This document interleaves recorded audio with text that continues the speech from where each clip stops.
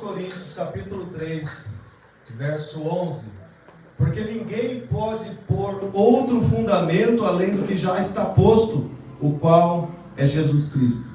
E se alguém sobre esse fundamento formar um edifício de ouro, prata, pedras preciosas, madeira, feno, palha, a obra de cada um se manifestará. Na verdade, o dia a declarará, porque pelo fogo será descoberto, e o fogo provará qual seja a obra de cada um. Se a obra que alguém edificou nessa parte permanecer, esse receberá galardão. Se a obra de alguém se queimar, sofrerá perda, mas o tal será salvo, todavia como pelo fogo. Até aí. Você pode estender as mãos e orar por mim nesse momento? Pai, eu preciso da tua misericórdia nessa manhã. Em nome de Jesus eu recebo as orações dos meus irmãos que estão, Pai, intercedendo pela minha vida. Porque, Senhor, eu quero ser usado, eu quero ser ousado, eu quero falar aquilo que o Teu Espírito Santo me direcionar. Pai Celestial, em nome de Jesus, usa-me conforme a Tua vontade, o Teu querer, ó Deus. Em nome de Jesus, faça, meu Pai, faça, Pai, a Tua obra, faça, Senhor, com que a Tua palavra penetre os corações nessa manhã. Que nós sejamos edificados pela Tua palavra e que não saiamos daqui da mesma forma que chegamos, mas que possamos sair com entendimento, Pai, ainda acrescentado de coisas lindas que o Senhor vai nos entregar. Pai Celestial, abra o nosso entendimento, nos dê conhecimento, nos dê, Pai, a graça de podermos compreender a Tua palavra, Pai, e a mim, que o Senhor me dê, Senhor, sobriedade no Espírito, para falar sobre as verdades da Tua palavra. Em nome de Jesus, Pai, eu preciso da Tua misericórdia, eu preciso da Tua direção, eu preciso do Senhor. A glória é somente Tua, que eu diminua e que o Senhor cresça, que eu diminua e que o Senhor cresça, e que a Tua palavra pregada, Senhor, ela seja ferramenta útil, Senhor, para que nós possamos ser transformados pelo Senhor. Amém. Em nome de Jesus, em nome de Jesus, aleluia. Efésios capítulo 2, verso 8 fala que nós somos salvos pela graça, mediante a nossa fé. E isso não vem de nós, né? Lá diz, isso não vem de vós, é dom de Deus, para que ninguém se glorie. Pela graça sois salvos, por meio da fé. E isso não vem de vós, é dom de Deus, para que ninguém se glorie. Ninguém pode salvar-se a si mesmo. Ninguém pode salvar-se a si mesmo. Por isso, se há um Salvador, se há alguém que andou por essa terra e venceu todas as suas paixões, todas as dificuldades que um homem e uma mulher têm, com toda a sua humanidade, ele venceu e ele não pecou, a sua santidade está intacta.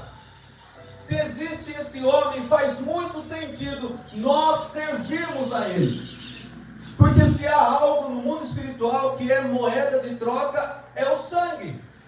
Nós sabemos que em todos os rituais espirituais, o sangue é dinheiro espiritual, o sangue é moeda de troca.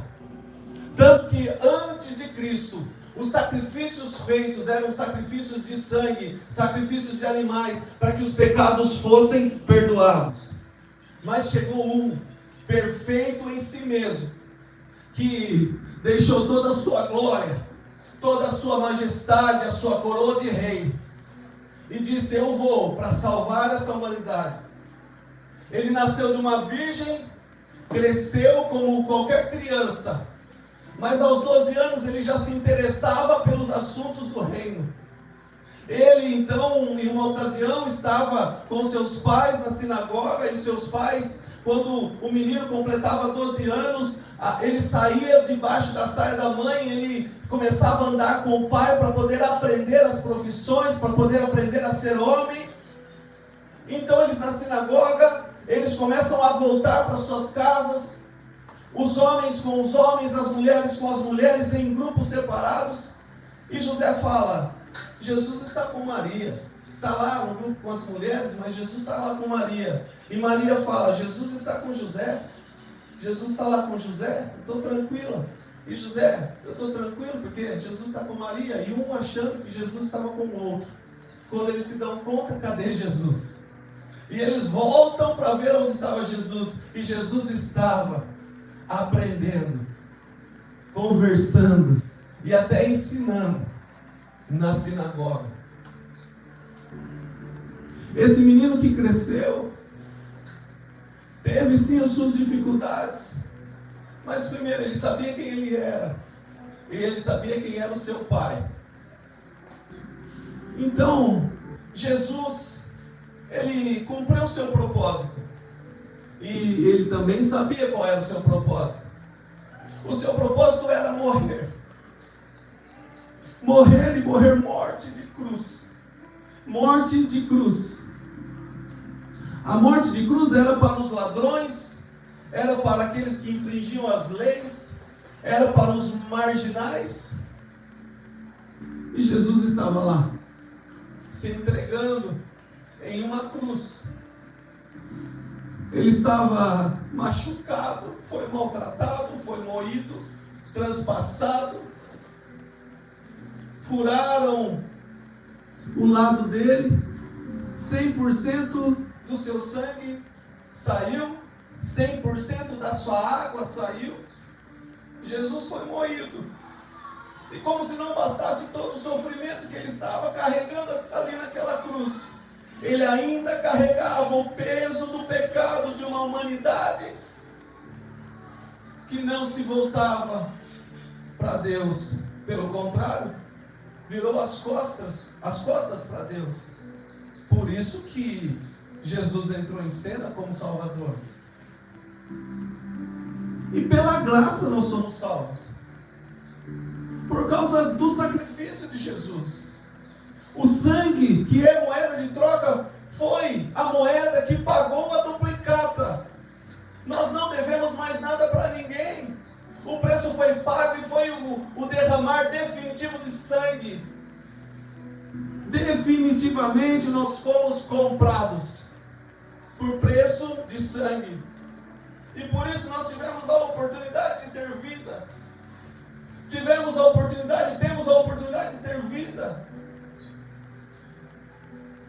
E mais que isso, temos acesso aos céus. Porque Ele nos salvou. E nós entregamos a nossa vida a Jesus. E acessamos a eternidade. O sangue de Jesus foi derramado sobre as nossas vidas. E isso nos garante acesso ao céu, a salvação.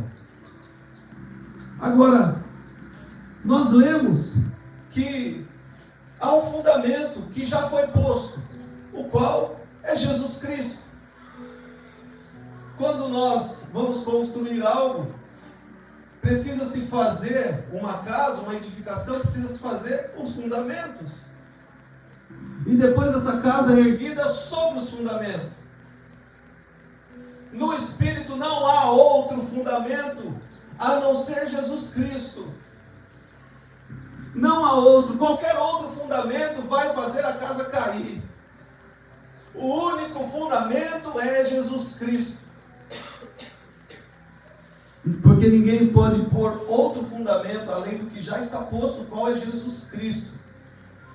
E se alguém sobre esse fundamento formar um edifício, e aí ele fala, o apóstolo Paulo falando aos Coríntios, ele fala do material que vai ser usado para edificar.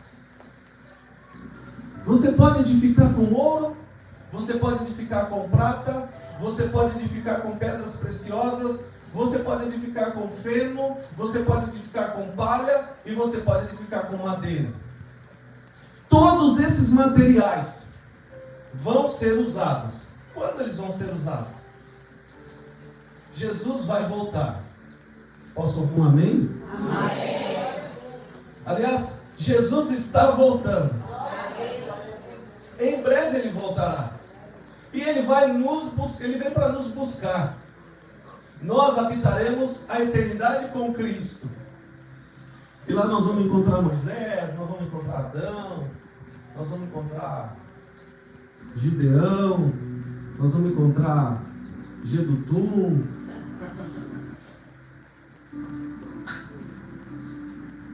E quando Jesus voltar, nós seremos arrebatados. Se não estivermos mortos, nós seremos arrebatados em segundo lugar. Porque os mortos subirão primeiro, e aqueles que vivem subirão na sequência. Mas vai ser em fração de segundos. Mortos, vivos.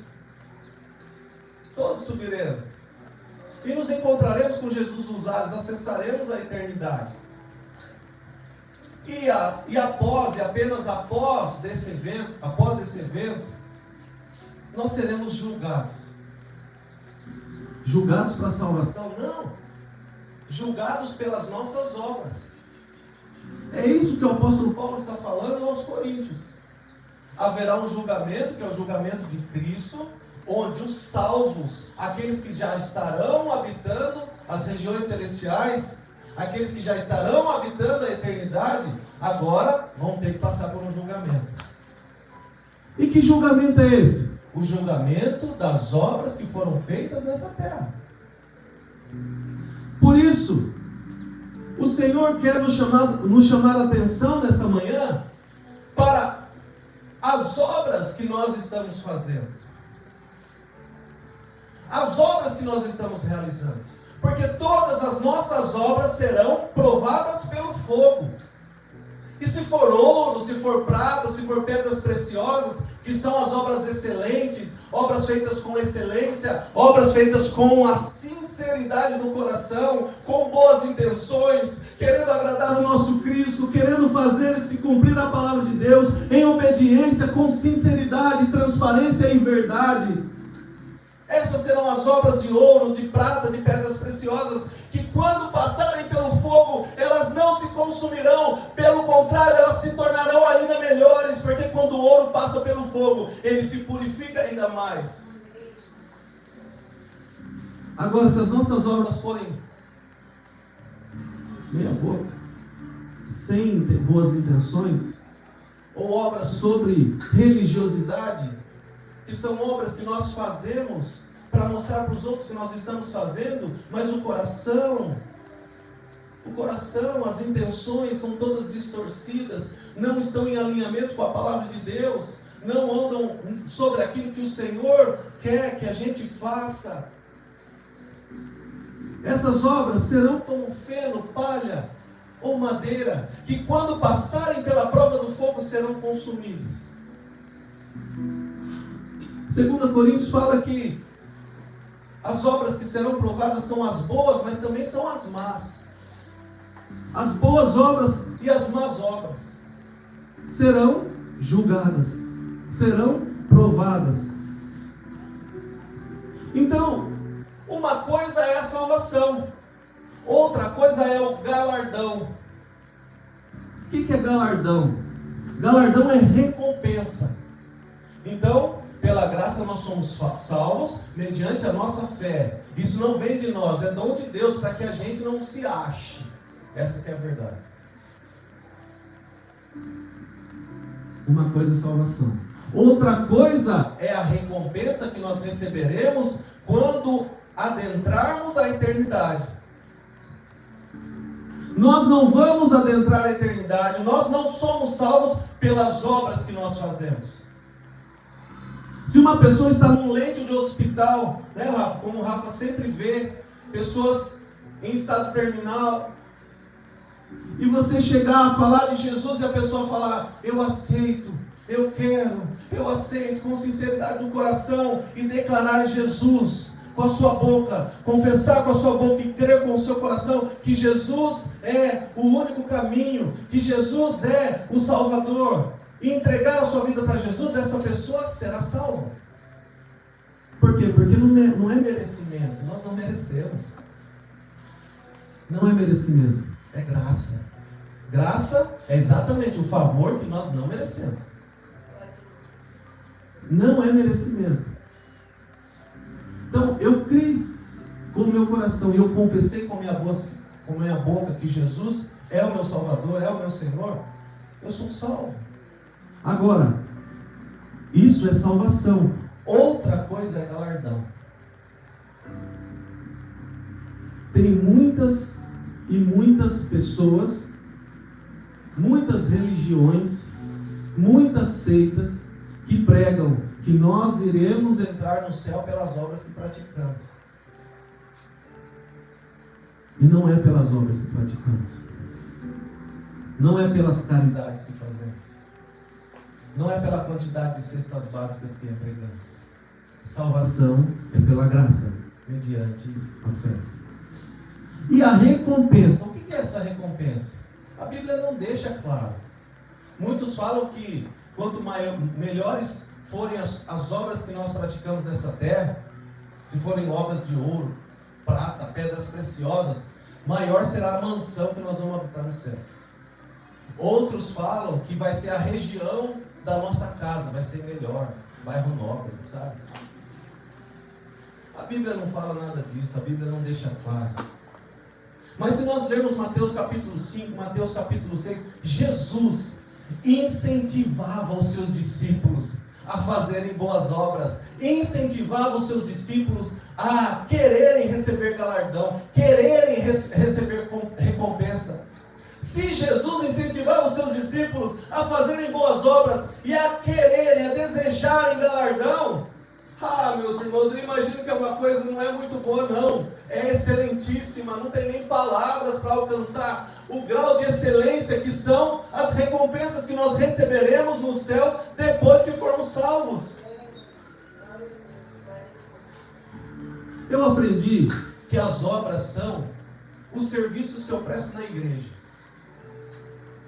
Então, quanto mais eu fizer serviço na igreja, maior vai ser o meu galardão. Quanto mais eu trabalhar na igreja, maior vai ser o meu galardão. Viu, Vanusa? Quanto mais faxinas fizer na igreja, maior vai ser seu galardão. Que essa mentira caia por terra. Em nome de Jesus. Sabe por quê? Porque as nossas obras começam, assim como todas as coisas, dentro da nossa casa. Não adianta eu vir falar da palavra de Deus e falar de obras e falar das coisas que eu faço na igreja se a minha casa está de perna para o ar. Não, as nossas boas obras começam dentro de nós, com as nossas intenções em fazer com excelência aquilo que o Senhor pede para fazermos, mas principalmente expressarmos essa excelência a começar dentro da nossa casa.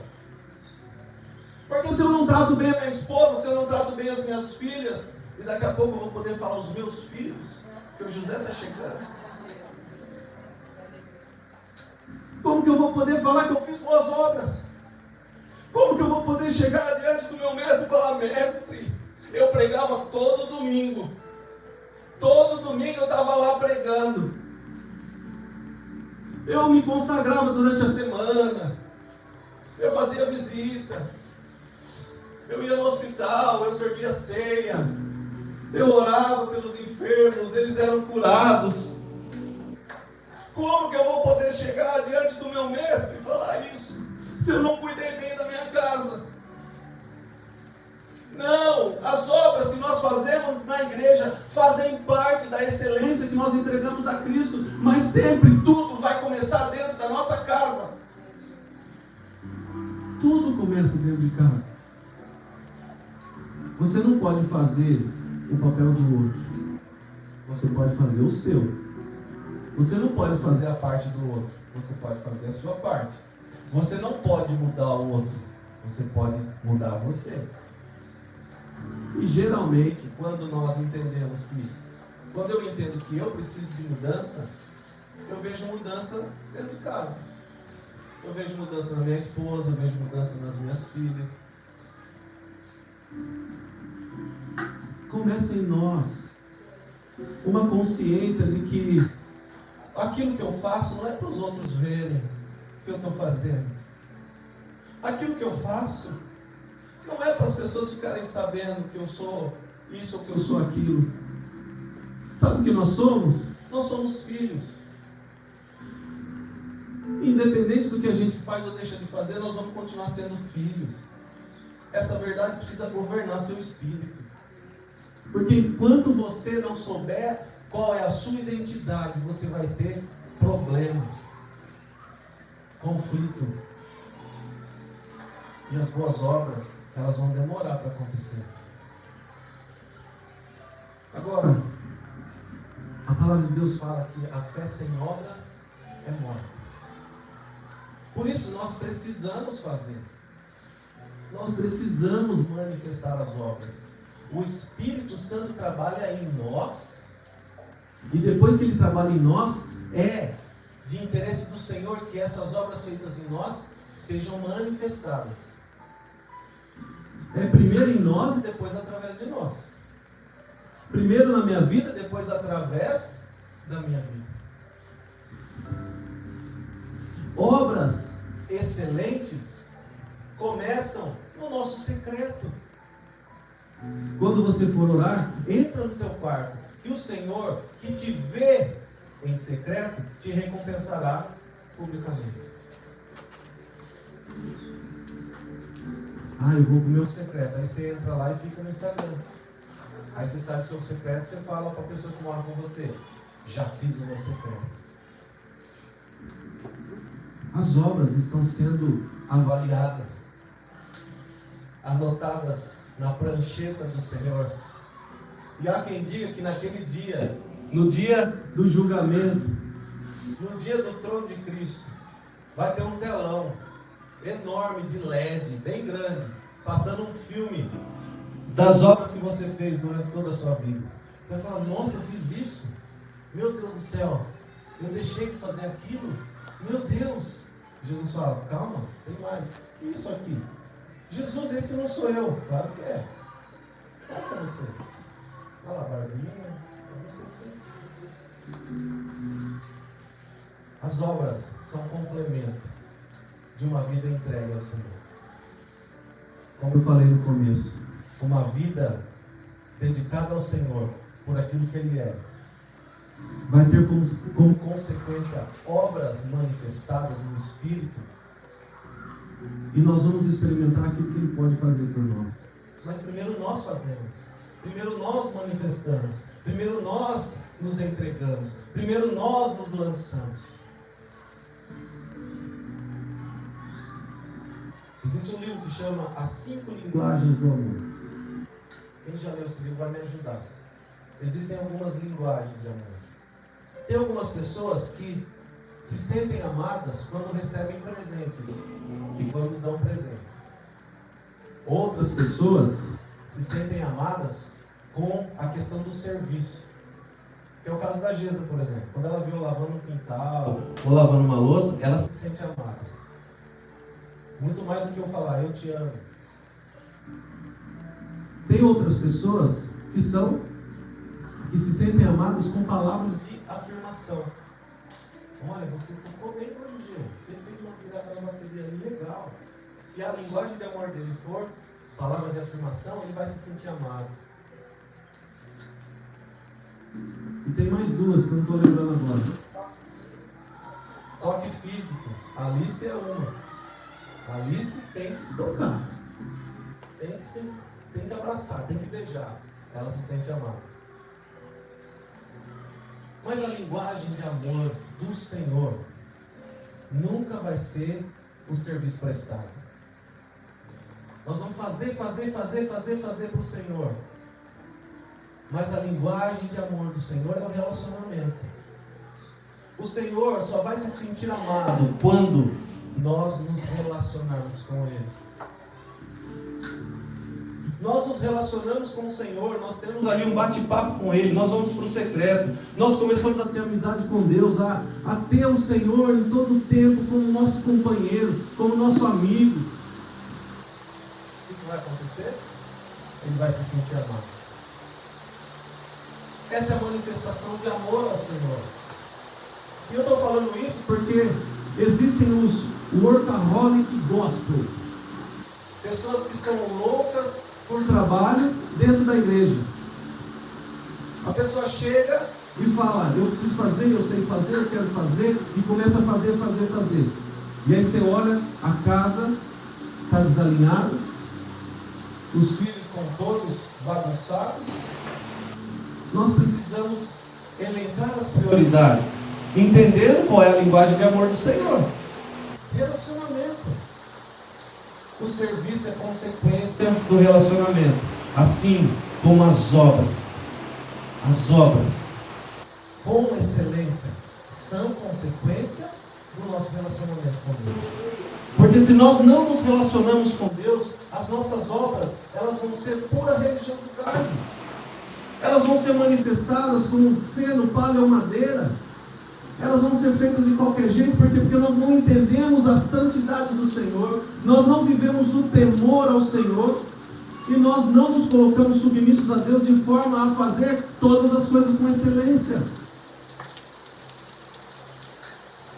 Se for fazer alguma coisa para o Senhor, ou se for fazer alguma coisa, faça como se fosse para o Senhor e não para os homens. Não é isso que a palavra fala? Sempre fazer com excelência. Sempre demonstrar excelência naquilo que nós estamos fazendo. Isso não se limita a serviço dentro da igreja.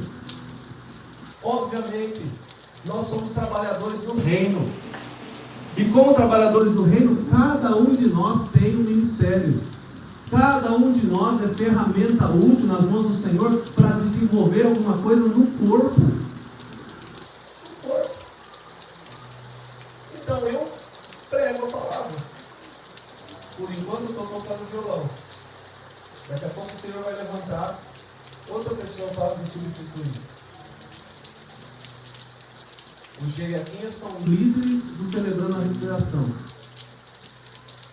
Quem é a autoridade do Celebrando a Recuperação? Pastor Jesualino e pastor Érico. E quando eu estou lá na sala, a gente está sentado lá, né? Obrigado por me ouvir, obrigado por compartilhar, obrigado por me ouvir. Se eu quero falar alguma coisa que está fora das diretrizes, eu preciso pedir permissão para quem? Para ele.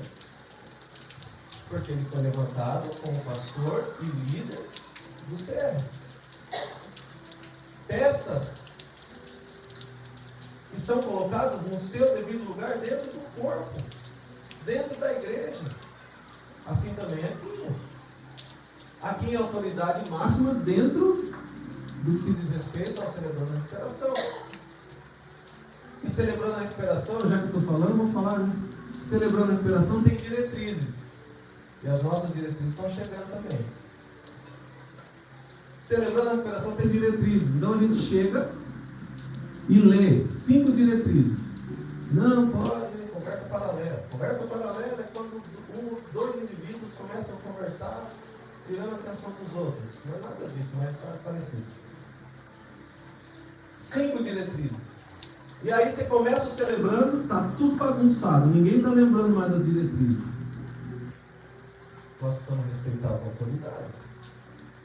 E as autoridades são constituídas, são eles. Aí você vai para a equipe de apoio. Aqui nós temos uma equipe de apoio. Quem são os líderes da equipe de apoio? O Leandro e a Daiane. Brincadeira, Daiane. Tem que falar Daiane. Eles são os líderes da equipe de apoio. Cesta básica está com eles, café está com eles, organização de culto está com eles, levantar e baixar todo está com eles. Amém. E cada um de nós tem uma função, um ministério, uma atividade dentro do corpo. Obrigado. Dentro do corpo. E isso faz parte do serviço, isso faz parte das obras, seja fora ou seja dentro da igreja, nós vamos ser julgados conforme as nossas obras. E as obras, elas vão gerar galardão, vão ser julgados e as recompensas virão conforme a excelência das nossas obras. Por isso, não leve a sua vida com Deus de qualquer jeito. Não leve o seu relacionamento com Deus à base de devocionais superficiais que vão falar para você mesmo e vão te auto-sabotar dizendo: hoje eu já fiz meu devocional. Se alguém perguntar, você nem sabe o que estava falando lá. Então nós precisamos ter essa consciência de quem nós somos, para o que nós somos chamados. Nós somos filhos e fomos chamados para estabelecer o reino de Deus nessa terra. E agora, ore e peça ao Senhor para Ele te mostrar onde você será útil no corpo de Cristo. Mas antes disso, se importe com a sua casa, se importe com a sua família. Eu me lembro que a Simone estava grávida. Simone estava grávida, a gente foi lá na casa dela. Foi eu, a Gê, a Quinha, a Geza. Quem mais foi, não? Até o Paulo.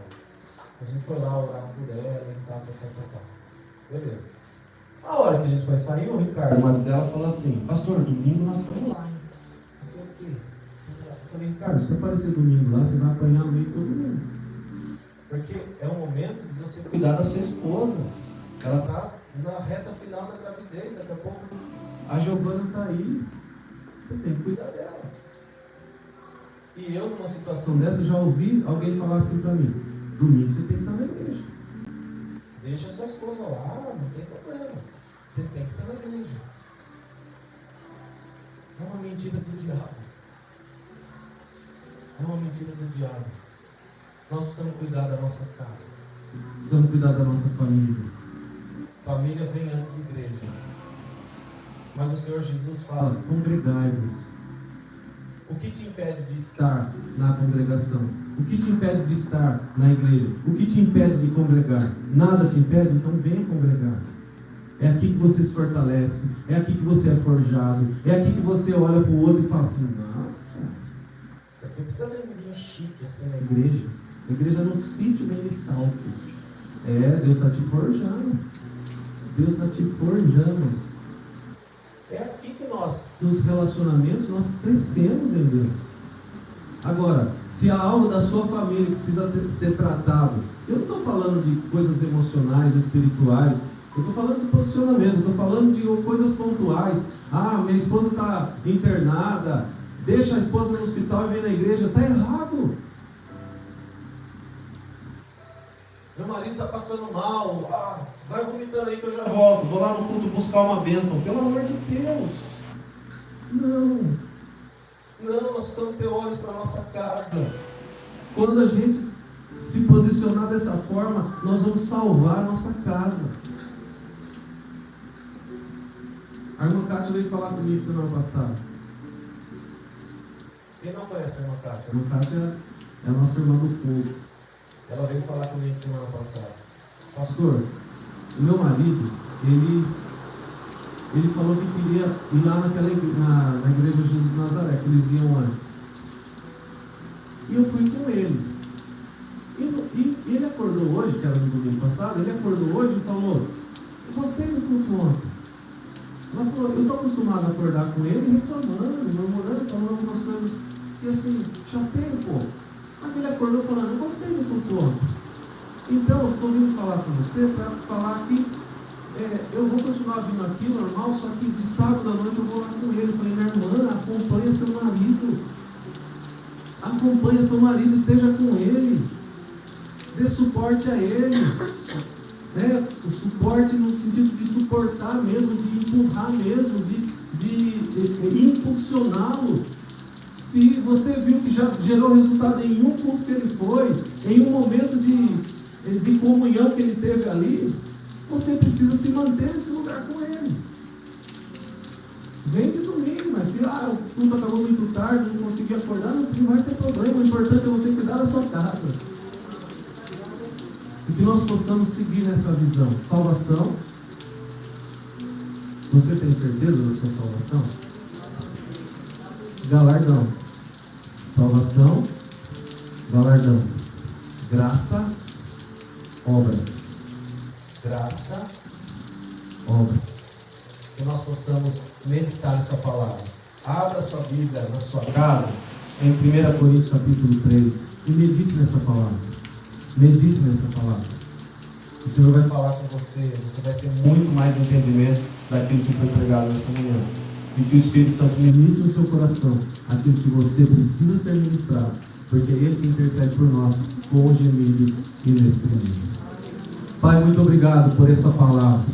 Nós te agradecemos, te louvamos e te bendizemos. Obrigado pela chuva, Senhor. Obrigado pela manifestação da tua glória, da tua graça e do teu poder. Obrigado por cada um que aqui está. Obrigado, Senhor, pelos teus benefícios, pela tua graça. Obrigado pela salvação. Obrigado pelo sacrifício de Cristo. Obrigado, Senhor, porque o Senhor nos ajuda, nos dá possibilidades de fazermos obras, mas de fazermos com excelência, para que quando provados, sejamos aprovados no fogo e que nossas obras sejam ouro, prata e pedras preciosas. Tudo isso para a glória do Pai, do Filho e do Espírito Santo. Amém.